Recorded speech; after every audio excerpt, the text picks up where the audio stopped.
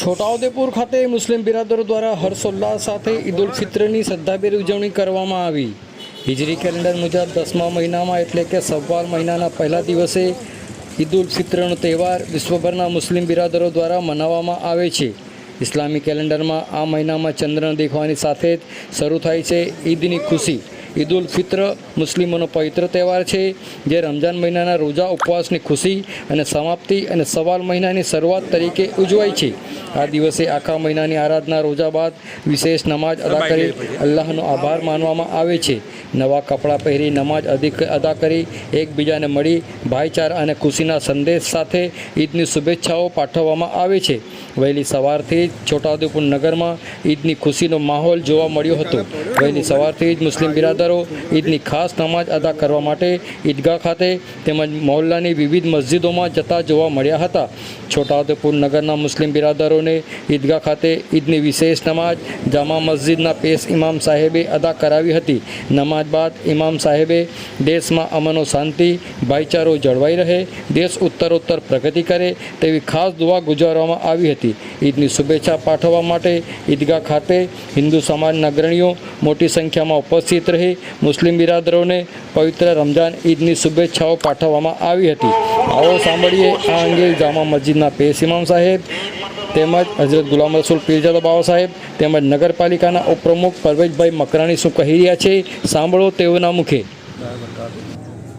मैं मुल्क भर हमारे हिंदुस्तान इंडिया पूरे मुल्क के तमाम बाशिंदगान को ईद की मुबारकबादी पेश करता हूँ और अल्लाह से दुआ करता हूँ कि पूरे हिंदुस्तान के तमाम हमारे भाई, तमाम बहन, तमाम लोगों की अल्लाह हिफाजत फरमाए।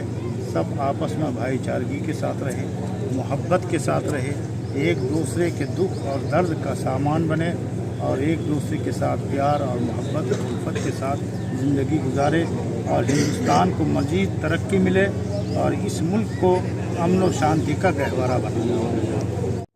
अस्सलाम वालेकुम रहमतुल्लाहि बरकातहू।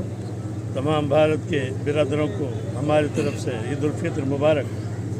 आज के खुशियों के दिन में, रहमत के दिन में हम अपने भारत के लिए दुआ चाहते हैं कि अल्लाह इसे कामयाब बनाए, तरक्कियाँ अता फरमाए और यहाँ पर सुकून और आफियत अता फरमाए और तमाम को एक दूसरे का हमदर्द और भाईचारा अता फरमाए। हमारे दरमियान, हमारे भारत में जो भाईचारा है उसे कायम व दायम फरमाए।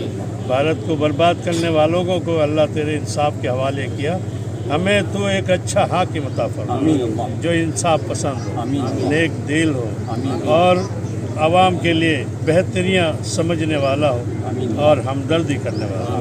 अस्सलाम वालेकुम रहमतुल्लाहि वबरकातुहू।